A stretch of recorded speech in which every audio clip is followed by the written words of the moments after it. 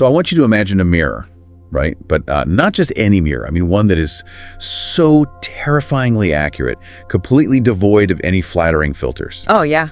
The kind where you look into it and you don't just see your face. Exactly. You look into it and you see every secret disappointment, every, unfulfilled fantasy, every quiet moment where you've looked around at your perfectly fine, highly functional life and thought, wait, is this really it? That is a deeply uncomfortable mirror. It really is. Now imagine that this exact mirror is held up in the middle of a crowded, heavily scrutinized courtroom.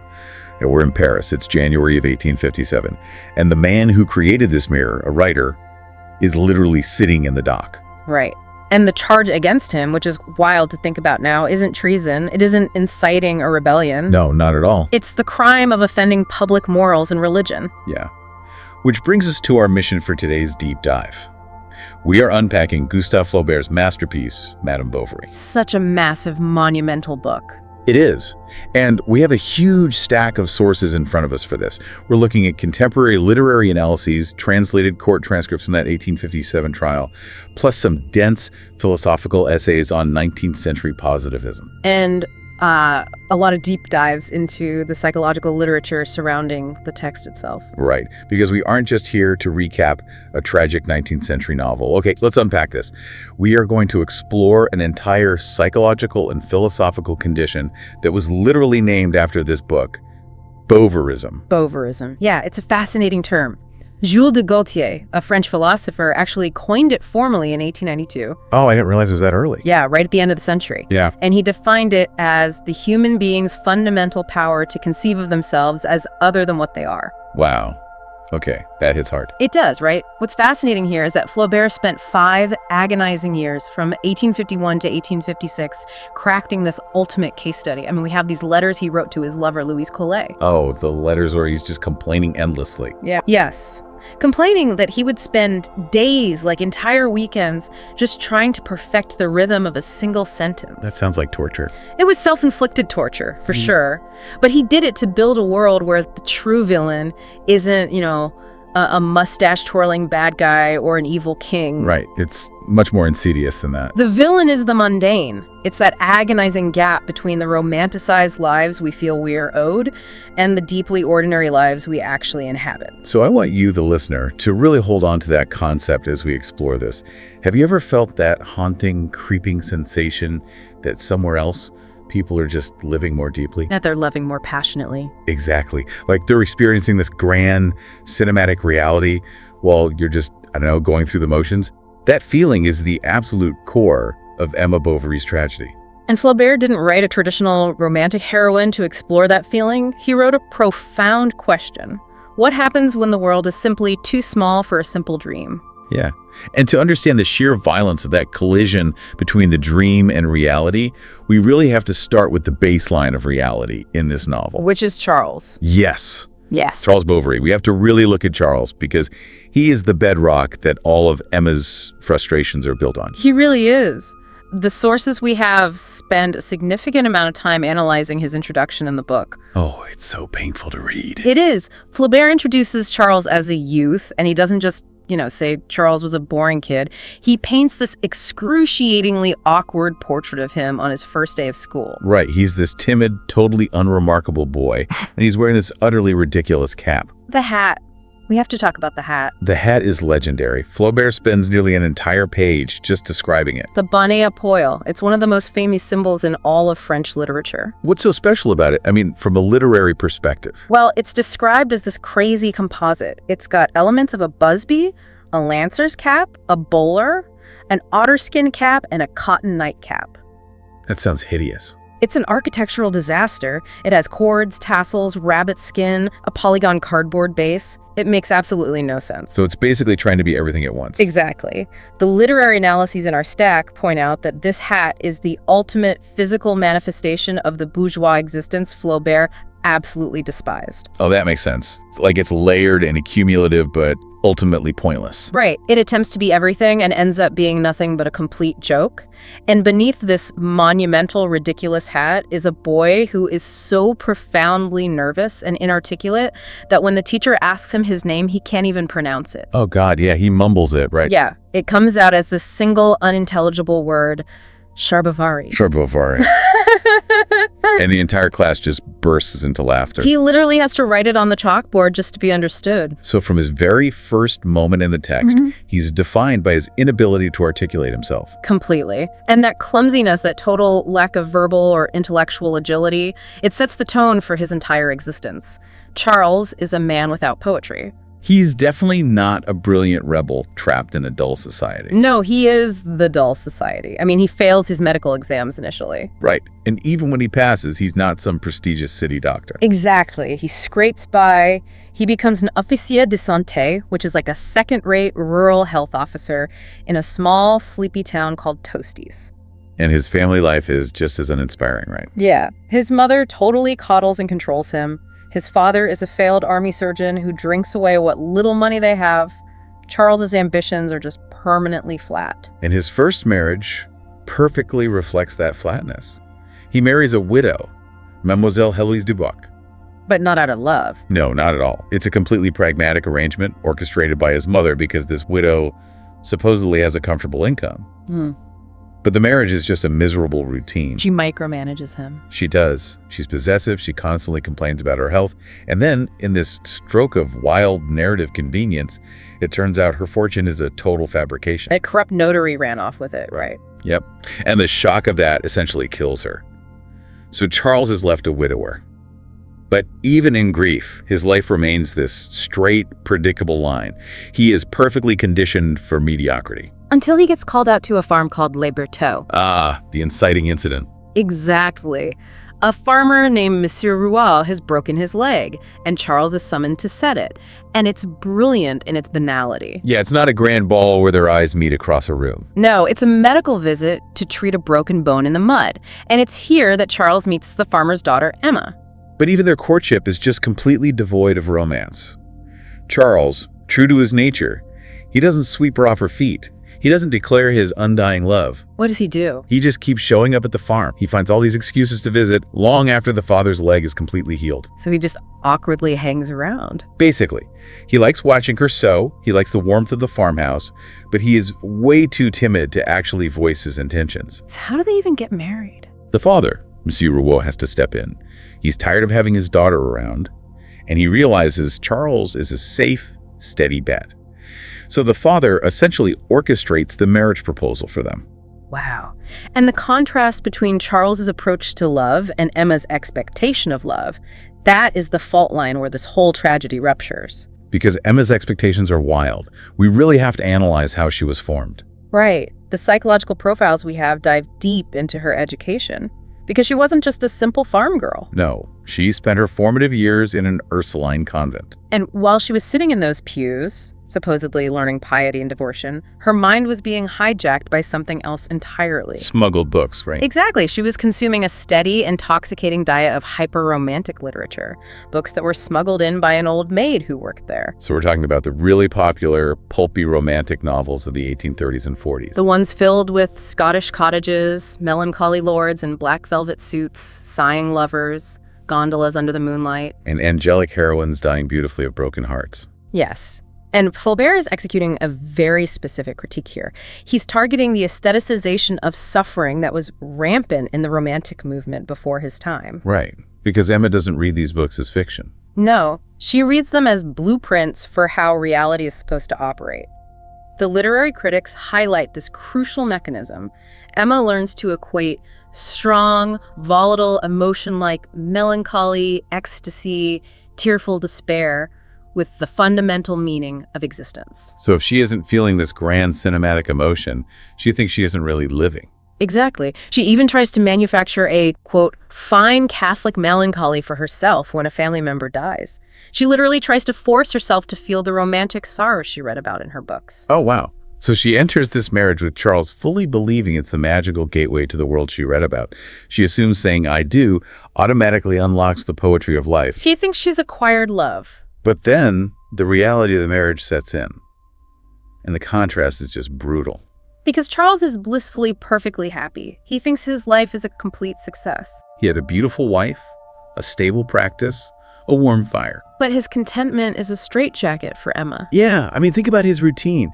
He comes home from his rounds, kisses her at exactly the same times every day with zero passion. He eats his heavy meals, sits by the fire, and falls asleep instantly, snoring. He doesn't notice anything, and she tries, right? She tries to elevate their lives. She really does. She changes her hairstyle, she draws, she plays the piano, she even folds the dinner napkins in these elegant, complicated ways she saw in magazines. She's practically screaming for him to notice the aesthetic effort she's putting into their existence. And he's entirely blind to it. He's a man completely satisfied with the surface of things. And this is where the philosophical concept of Bovarism really takes root. Emma realizes that the happiness she anticipated just never arrived. Right. She finds herself dissecting the words she read in her novels. Bliss, passion, ecstasy, words that seemed so beautiful in print, and she tries to figure out what they actually mean in the real world. Because they certainly aren't present in her dining room in Tostes. No, they are not. You know, it makes me think of an analogy. Imagine someone who spent their entire life only watching highly edited, thrilling movie trailers. Oh, that's a good way to put it. Right. The sweeping orchestral music, the dramatic kisses in the rain, the intense eye contact. They believe that is what human interaction is. And then they get into a real relationship. Exactly. And they realize daily life isn't the movie trailer. Daily life is the unedited, silent, 24/7 security camera footage of someone eating soup, taking off their muddy boots and complaining about the weather.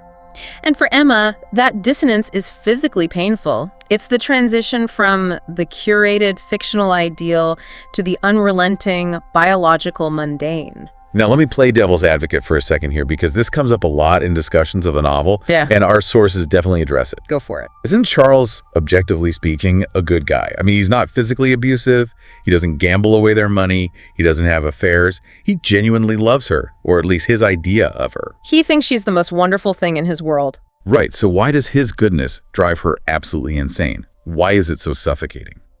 That question cuts to the absolute core of Flaubert's philosophical project.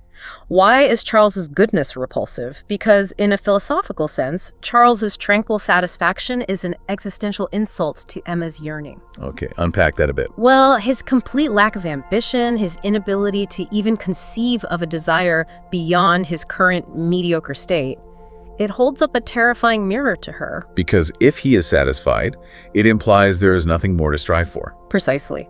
She looks at his placid face and realizes that the felicity she read about is not a natural byproduct of a legal union. Charles believes he's provided everything she could possibly need, simply because he has provided everything he could possibly need. So his contentment is basically a void. Yeah, it reflects her own emptiness back at her. Flaubert literally describes Charles's conversation as being flat as a street pavement. His goodness is passive. It requires no effort, no imagination, no sacrifice. To a woman whose entire internal life is built on the pursuit of the sublime, his passive bovine goodness feels like a prison sentence. It's like he's perfectly happy treading water in a shallow puddle, and she's drowning because she wants a boundless ocean. That's exactly it. So how does this quiet, simmering disappointment evolve into an active, destructive disease of the soul? You give the sufferer a tiny, fleeting taste of the impossible. Right, you let them briefly touch the fantasy. And that catalyst is the ball at Vaubyessard. The Marquis d'Andervilliers, this wealthy local aristocrat, invites them to a lavish ball at his chateau. And he only invites Charles because Charles cured an abscess in his servant's mouth, right? Hey. It's just good politics to patronize the local doctor. Yep. But for Emma, this invitation is everything. This is the movie trailer suddenly coming to life. And the sensory details Flaubert uses here are just overwhelming. Emma steps into the chateau and is immediately bombarded by luxury. The smell of exotic flowers, heavy silk dresses, silver platters with truffles and quails. The whispered secrets of the upper-class women discussing their aristocratic lovers. And Flaubert is so careful to note how she takes all this in visually, but also viscerally. She even dances a waltz with a viscount. A man who represents everything Charles is not. Exactly. The waltz spins her around until she's dizzy, physically intoxicated by the proximity to wealth and grace. For one single night, she is inside the fantasy. But the psychological whiplash that follows is devastating. The hangover of reality is brutal. Because on the carriage ride home, they find a green silk cigar case dropped by the Viscount. Charles picks it up, but Emma immediately claims it. She treasures it. She smells the tobacco. She imagines the Viscount's life in Paris. And when they get back to their damp, unremarkable house in Tostes, Emma is fundamentally changed. She cannot unsee that world. The ball creates a permanent lacuna, a gap in her psyche. Before, she suspected she was missing out. Now she knows she is. She actually buys a map of Paris, doesn't she? She does. Flaubert describes her tracing the streets with her finger, imagining the lives of diplomats, artists, duchesses. It's a 19th century version of virtual reality. She's projecting her consciousness entirely out of her own life. She subscribes to high society women's magazines. She memorizes the names of operas and racehorses. Obsessing over the granular details of lives she will never, ever live. And the most heartbreaking detail is how she spends the next year. She spends an entire year staring out the window, watching the rain, waiting for another invitation to that ball. She fully expects the fantasy to return. And of course, it never comes. The physical manifestation of this depression sets in really hard.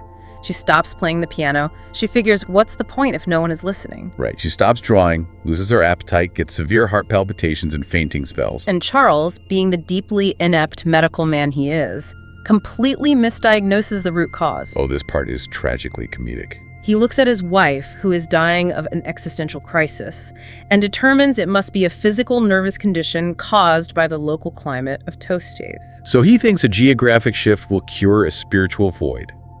He makes the huge decision to uproot his practice and move them to a larger market town called Yonville. And Emma is pregnant at this time, right, with their daughter, Bertha, though she finds no joy in it. None at all. Charles genuinely hopes this new town will be the cure. But Yonville is not a cure. Yonville is where the narrative expands, and Flaubert introduces us to the specific mechanisms of society that will ultimately crush Emma. Because when they arrive, they are greeted at the local inn by a character who dominates the rest of the novel, Monsieur Homais. The town pharmacist. We have to spend time on Homais. The philosophical essays in our stack treat him almost as a co-protagonist, or really the ultimate antagonist to everything Flaubert valued. Homais is a real piece of work. He's pompous, arrogant, and entirely obsessed with the illusion of progress. He is Flaubert's ruthless critique of the 19th century bourgeoisie and their hollow, bastardized version of the Enlightenment.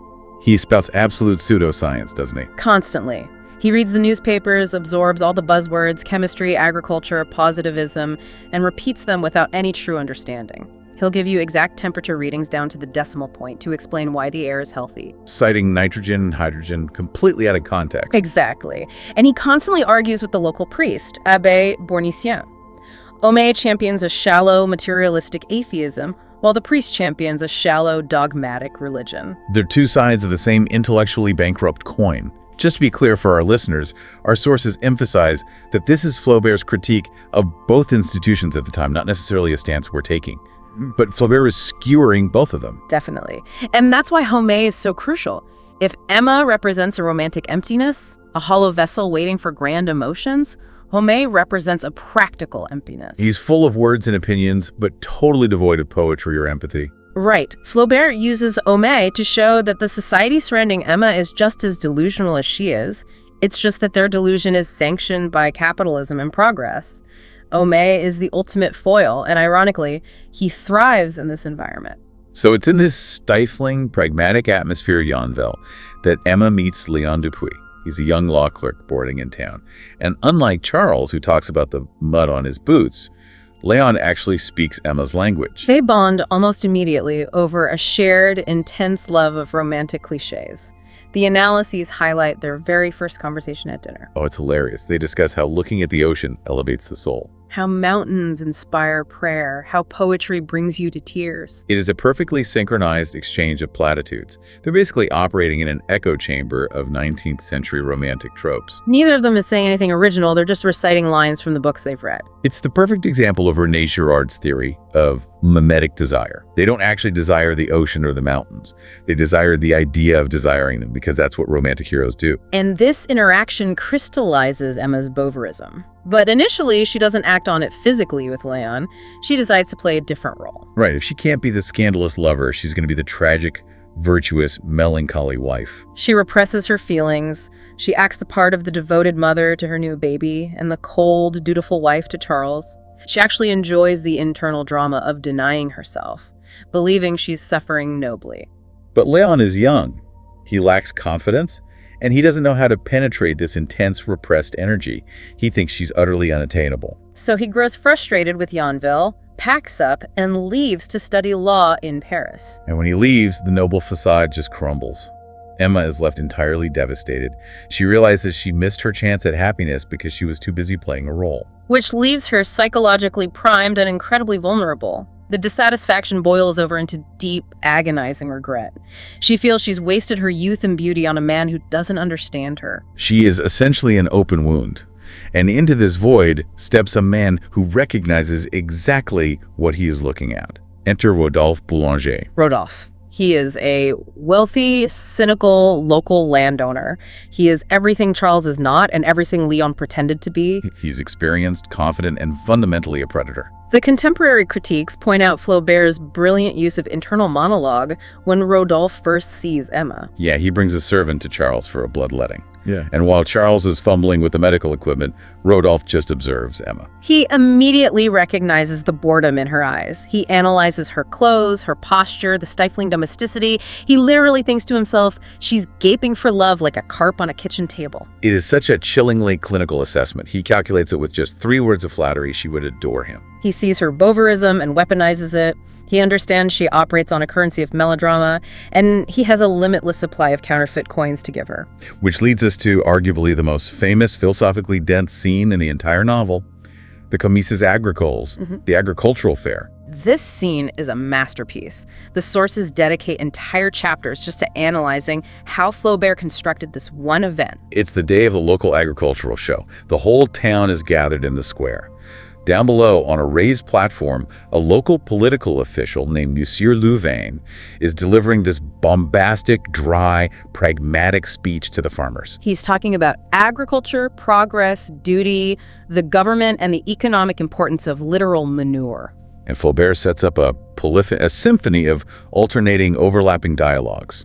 Because while the politician is yelling about manure, Rodolphe has guided Emma up into a room overlooking the crowd. And up there, Rodolphe is working his magic. He's whispering all the romantic platitudes she's been starving for. Destiny, souls drawn together like rivers, untamed passions. Flaubert literally cuts back and forth mid-sentence between the politician and the seducer. The politician yells about the betterment of the soil, and Flaubert cuts to Rodolphe whispering, a sudden, overwhelming love. The politician lists flax, cheese, and oil, and Rodolphe whispers, I will be your servant, your slave. It's incredible. Flaubert is executing a savage, structural critique of language itself here. By equating the politician's speech with Rodolphe's seduction, he's showing that both men are manipulating their audiences with hollow rhetoric. Mocking the empty promises of the political state just as much as the empty promises of romanticism. Both vocabularies are completely bankrupt. They are both, literally and metaphorically, selling cheap fertilizer. They are selling fertilizer, but Emma buys Rodolphe's pitch completely. A few weeks later, Rodolphe suggests they go horseback riding for her health. A suggestion he plants in Charles's head, right? Yep. And Charles, oblivious and eager to please, practically begs Emma to go. So they ride into the woods, the leaves are falling, the atmosphere is heavy, and Emma yields to him. And her reaction afterward is so telling. Flaubert doesn't describe the physical act. He describes the psychological transmutation when she returns home. She looks at herself in the mirror. She feels this victorious energy. And she repeats to herself over and over, I have a lover, I have a lover. That phrasing is key. She doesn't say, I love Rodolphe. She says, I have a lover. She feels she's finally achieved a status. She's crossed the threshold into the ranks of the fictional heroines she worships. The movie of her life has finally started playing, and initially, it's thrilling. It feels like a beautiful rebellion. She smokes a cigarette in public, which was scandalous. She walks with him arm in arm, defying the town. She feels she's transcended the mundane reality. But reality always seeps in. The atrophy of passion is inevitable. An affair is fundamentally just another relationship, and relationships involve routine. Eventually, the grand romance starts feeling familiar. And when Emma feels the high fading, she tries to force the intensity. She becomes suffocatingly clingy. She demands they run away together, to Italy or Paris. She projects all these wild fantasies onto Rodolphe, expecting him to be the tragic, devoted hero. And Rodolphe is entirely repulsed by her earnestness. He's a man of temporary pleasures. He never had any intention of running away. Her emotional demands, her lack of pragmatism, it terrifies him. He realizes she's unstable and decides he has to get out. The way he breaks it off is legendary. We call it the apricot letter. It's a masterclass in manipulation and cowardice. He writes her a letter where he essentially blames fate for their breakup. He uses all the romantic buzzwords he knows she'll respond to. He writes a script she will accept. He calls her his angel, claims he's leaving to protect her virtue. He even takes a glass of water and flicks a drop onto the paper to simulate a tear. A completely cynical, forged emotion. He packs this fake letter into a basket of apricots, sends it over, and immediately leaves town for a hunting trip. It's a devastating blow. It shatters her entirely because it confirms her romantic worldview, that love is thwarted by fate while denying her the physical object of her desire. She reads the letter in the attic, looks down at the cobblestones, and nearly throws herself out the window. She doesn't jump, but the shock induces a literal brain fever. She nearly dies. Charles, entirely unaware of the cause, nurses her back to health over 43 agonizing days. And when she recovers, she is completely hollowed out. The romantic ideal has failed her, so she seeks salvation elsewhere. First, extreme religion. The sources note she buys expensive rosaries, wants relics in her room, tries to summon a profound spiritual ecstasy. But Flaubert shows this is just another form of Bovarism. She isn't seeking God, she's seeking the feeling of divine rapture. It's the aestheticization of faith. And when the heavens don't physically open up, she gets bored with that too. She's desperate for distraction, which sets the stage for Charles's ultimate humiliating failure. The medical disaster with Hippolyte. Ah, the stable boy. This is a pivotal turning point. Homais reads an article about a new surgical technique to cure clubfoot. Driven by hubris, he wants glory for the town, so he convinces Charles to perform this experimental operation on Hippolyte. Charles is hesitant. He knows he's not a skilled surgeon, but Emma actually pushes him to do it. Because she's desperate for a reason to admire him, she thinks maybe he can be a famous progressive surgeon. So Charles caves and performs the operation. And it is a catastrophic, gruesome failure. He just locks the boy's deformed foot in a mechanical box. Hippolyte develops severe gangrene. The descriptions are harrowing. The boy is in agonizing pain, screaming. The stench of rotting flesh fills the town. Eventually, they have to call in Dr. Canivet, a real, competent doctor from the city, to amputate the boy's leg entirely at the thigh. Canivet publicly mocks Charles and Homais, and the aftermath is brilliant in its cruelty. Hippolyte is fitted with a wooden leg. From then on, the sound of that wooden leg echoing on the cobblestones becomes a constant auditory reminder of Charles's failure. For Emma, this is the absolute peak of disgust. Any lingering shred of respect is eradicated. She realizes she's chained to a man who is dangerously inept. The gangrene is a physical metaphor for their rotting marriage. She's suffocating. So Charles, ironically trying to cheer her up, takes her to Rouen to see an opera. They go see Lucia di Lammermoor, this intensely tragic opera. Emma projects all her desires onto the heroine on stage. But during intermission, who do they bump into? Léon Dupuis, the law clerk. But he's not the timid boy anymore. He's been living in Paris, he's more confident. And Charles, once again facilitating his own demise, suggests Emma stay in Rouen for a few days to see the rest of the opera with Léon. Which reunites them and leads to one of the most controversial scenes in 19th century literature, the carriage ride. Léon wants to consummate the affair. Emma plays virtuous, so Léon forces the issue. He shoves her into a hired carriage, a fiacre. And instead of going to a hotel, he just tells the driver to keep driving. The carriage wanders aimlessly all over Rouen for hours and hours. Flaubert describes it entirely from the outside. The blinds are drawn shut. You just see a sealed box moving relentlessly under the hot sun. At one point, a bare hand reaches out to throw torn white pieces of a letter into the wind. A frantic, claustrophobic escape. The critics emphasize that this carriage moving like a sealed tomb, driven by blind desire with no destination, is the perfect metaphor for their affair. Motion for the sake of motion. And reality always catches up. Emma orchestrates this lie that she needs to go to Rouen every Thursday for piano lessons to see Léon. But the profound tragedy here is that the illusion becomes routine. Flaubert writes a sentence that just shattered readers. Emma found in adultery all the platitudes of marriage. Devastating. Adultery is platitude. The affair becomes a chore. Léon grows tired of her dramatics. He realizes the affair is a liability to his career. The poetry dies. So when emotional connection fails, how does Emma cope? Consumerism. She tries to buy the identity she can't feel. Enter Monsieur Leroux. The true hidden villain of the novel. He's a merchant and a moneylender. He senses her vulnerability and understands early finance capitalism perfectly. Emma starts shopping. She buys expensive silk scarves, Gothic prayer desks, velvet curtains, trying to construct the physical set of the life she deserves. But she doesn't have the money, so Leroux offers her credit. He extends it effortlessly, gets her to sign promissory notes, renews them at higher interest rates, encourages her to forge Charles's signature. He represents the ruthless capitalism that feeds on Bovarism. It tells you, you are right to be dissatisfied, and the cure is this object. We have to look at the historical context. The Code Napoleon. Women in 1850s France had virtually zero economic or social agency. Right. They couldn't vote, couldn't pursue careers, couldn't own property. Emma's massive ambition had nowhere legitimate to go. Her only outlets were the men she slept with and the objects she bought. Leroux tightens a financial noose around her. And the bill comes due. Leroux finally calls in the debts.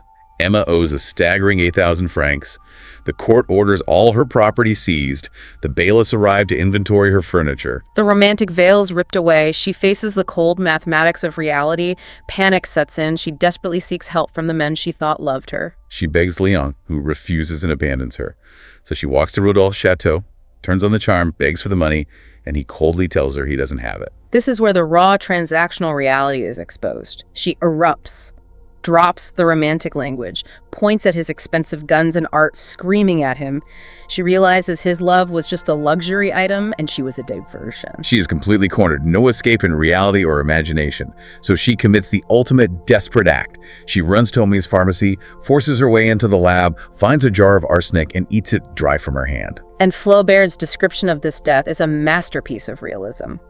In romantic novels, heroines fade away beautifully. They cough delicately, say a poetic final sentence, and drift to sleep.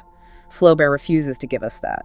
The sources describe it in clinical detail. Flaubert researched arsenic poisoning. The death is grotesque, biological. She vomits violently, writhes in pain, tastes a metallic taste of ink. Her face turns blue. There is absolutely no poetry in her demise. It's a slow, chemical destruction. A blind beggar walks past singing a grotesque song, contrasting the horror of her physical end with the collapse of her dreams. The ultimate anti-romantic statement. And the aftermath is just as tragic. Charles is destroyed. He insists she be buried in her wedding dress, refuses to sell their furniture, further ruining himself. And then the final twist. Charles finds the secret drawer in her desk. He finds the letters from Léon and Rodolphe. The massive betrayals are undeniable. But his reaction elevates him. He meets Rodolphe at a market months later. They sit over a beer. Charles looks at the man who ruined his life and says, "I don't blame you, it was fate." The philosophical climax. Charles adopts the very word Rodolphe used to manipulate Emma. Charles Bovary, the dull, mediocre man, is the only character who experiences a truly romantic, passionate death.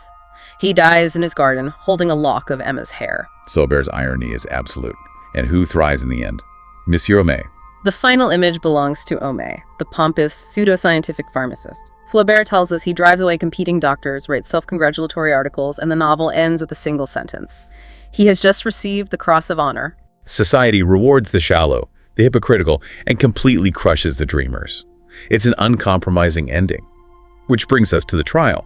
Why did this book outrage the courts in 1857? The adulteress is horribly punished. So what was the crime? The crime wasn't the plot, it was the style. The prosecutor, Ernest Pinard, argued Flaubert committed the crime of silence. Society expected authors to be moral guides, to step in and explicitly condemn sinful behavior. But Flaubert refused. He utilized free, indirect discourse. He blended the narrator's third-person voice with the character's internal thoughts so seamlessly you couldn't tell where Emma ended and the narrator began. He didn't write, Emma thought her husband was boring. He wrote, why was this so completely tedious? The narrator is inside her head. He let the environment speak. He let the silence explain the tragedy. He remained entirely objective and never judged her. That terrified the prosecution. Pinard saw the real danger. Flaubert held up a mirror to the bourgeoisie, showing them that Emma's sins were a direct result of the vapid, capitalist society they built. If the author doesn't condemn her, who will? Flaubert was acquitted on a technicality, that her death was punishment enough. But his true victory was changing literature forever. He proved the author should be like God, present everywhere, visible nowhere. He established the modern novel, stripping away authorial intrusion. Which leaves me with a final provocative thought for you, the listener. We look back at Emma Bovary with her velvet curtains and frantic letters, and it's easy to laugh at her naivety. We view her as a tragic relic of an overly romantic era. But look at the mirror we hold up to ourselves today. Look at the architecture of our modern dreams. We're surrounded by highly curated social media feeds, influencers selling perfectly filtered lifestyles, targeted ads promising the next purchase will make us whole. We carry romantic novels in our pockets. We're fed the movie trailers of other people's edited lives, judging our unedited reality against them. Are we really so different from Emma Bovary? Or has Bovarism simply been upgraded, digitized, and monetized by algorithms? Are we all just staring out of our own glowing windows, scrolling endlessly, waiting for a carriage that's never going to arrive? The next time you feel the urge to doom scroll for a better life, take a long look in the mirror. You might just see Emma looking back.